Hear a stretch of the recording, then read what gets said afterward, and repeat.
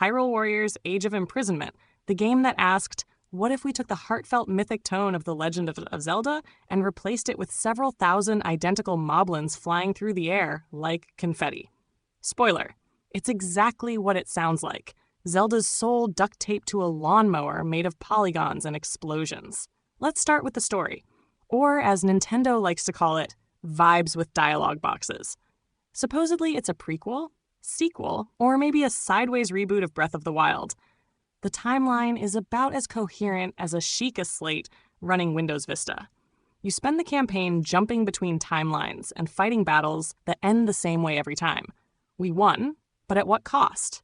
Answer: the cost is your sanity and about 12 gigabytes of Switch storage. The Age of Imprisonment subtitle promises drama and gravitas. What you actually get is everyone and their fairy companion being imprisoned. Not just literally, but emotionally, narratively, and sometimes inside cutscenes that refuse to end.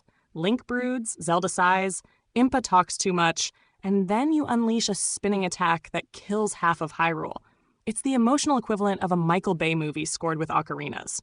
Combat, of course, is the meat of any Warriors game, and here it's served raw, over and over again, until you can't tell the difference between fun and muscle memory. The developers clearly decided that the best way to show epic war was to make sure you could kill 300 enemies before lunch, all of whom politely wait in line to be slaughtered.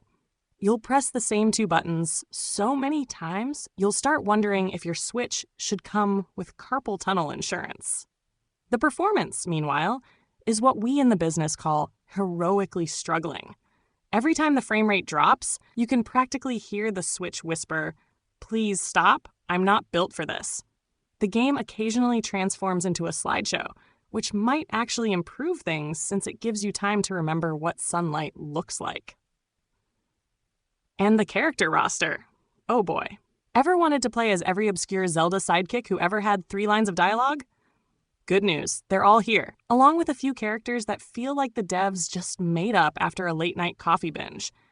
The best part? Each of them has roughly the same moveset, just reskinned with different particle effects. It's a miracle of creative copy-paste.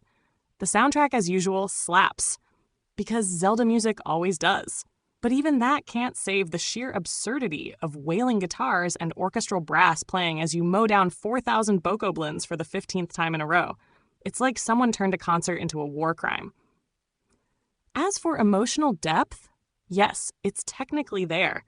Zelda cries a lot, there's talk of destiny and loss, and someone always sacrifices themselves dramatically right before the next playable mission, where you respawn them anyway.